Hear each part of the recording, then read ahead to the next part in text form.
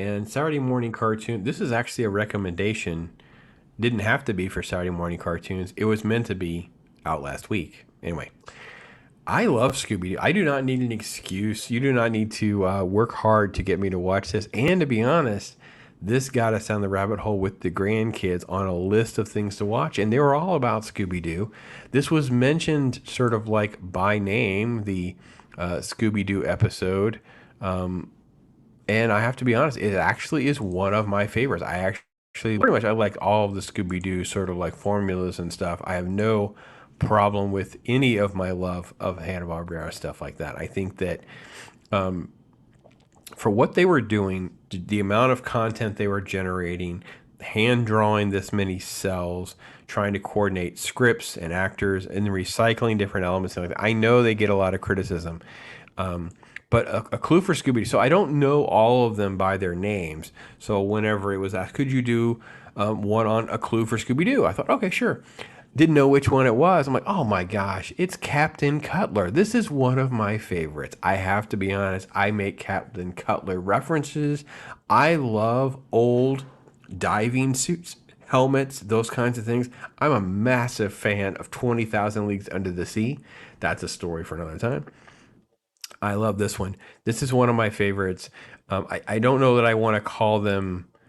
Do we call them villains? What do we call the bad guys? That the criminals, if you will. So it's just a blast, right? They're out at the beach. I love the datedness of this opening sequence. I want to play a little bit. We'll figure out how to trim it if we're going to get a copyright strike. So if it gets a little bit choppy, that could be what happened. But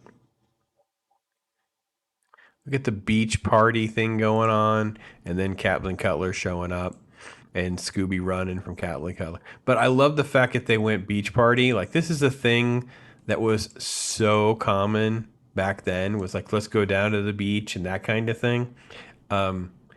I remember kind of having some of this in high school. We would go to the beach. We were pretty far from the beaches, so it really was my senior year, or definitely around the last part of my senior year, where you were like not making it to every day of school. That's what we will say.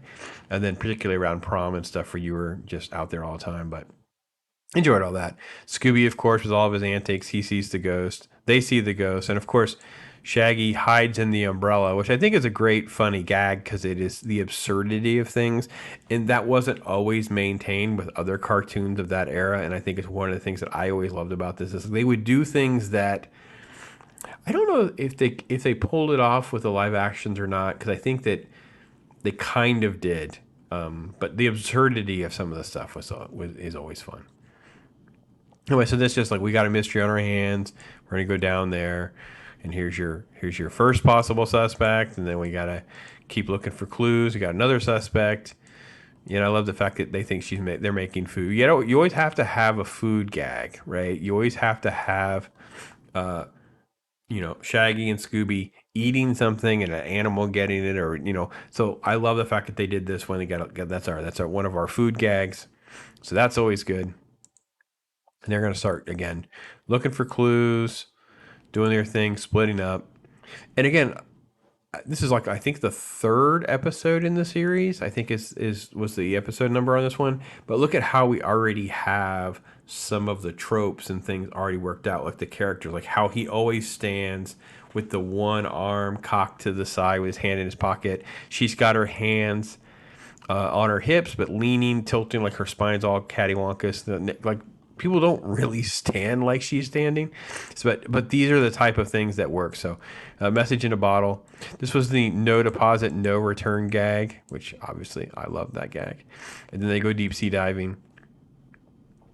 So there's so much fun and silliness, just tons and tons. Lighting matches underwater, of course, running from the ghost, and then of course, the plan to capture her, right? We're gonna put soap in the bottle. It's funny how, I mean, again, I don't want to. Okay, I'll nitpick. if you were hanging out with friends and you always ended up in these predicaments and they always came up with these plans to capture someone and it always turned into a mess, would you keep listening to them? I would just be like, we're not listening to you anymore, buddy. Anyway, that notwithstanding, I always have a good time with we have the clue finding sequences, and then it's like you only have two or three characters to pick from. You know which one of them will probably be the. Oh, by the way, we missed a good gag. Let's go back and get the good gag.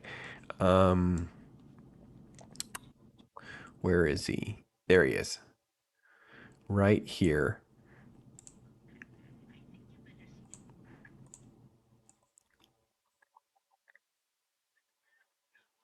I love it. And Shaggy always makes himself laugh. Like he looks more like a barracuda, man. I'm like, just watching my grandkids find the same joy in the same silly jokes and goofiness. It's like I timeless, man, timeless. Love it. Anyway, so yeah, the gag they're going to make the capture. It doesn't go well, of course, because we always have to have something that's not going to go well. Too much water pressure. Sorry, too much water pressure, and it ends up Shaggy. Let's see, crash, Scoob, and they make the catch. Shaggy puts it together, puts the beard on him, and then they're back at the malt shop, and Scooby doing a little magic trip to steal all of the malt. Here we go. All right, there we go. Isn't that great? He gets all the Shaggy. So we have our credits. So, um, yeah, love Scooby Doo. It holds up great. It's one of the first things that I introduced to grandkids to. I have like the box. It's the old DVD. I mean they're all very badly transferred. Excuse me, and they come in a mystery machine though. So it's a big thick case with a ton of discs in it, but it comes in a big giant mystery machine. So I use that as a way to get them excited about, oh, we're gonna get the mystery machine out. Let's watch some Scooby Doo. So yeah, yeah. So thanks for the recommendation, Nick. Keep them coming. Love to hear some more stuff from you. And guys, enjoy your Saturday morning cartoons. Definitely have another one coming up later on at 9:30, talking about Spawn. And I appreciate your time being here, hanging out. Thank you so much. Take care, everybody.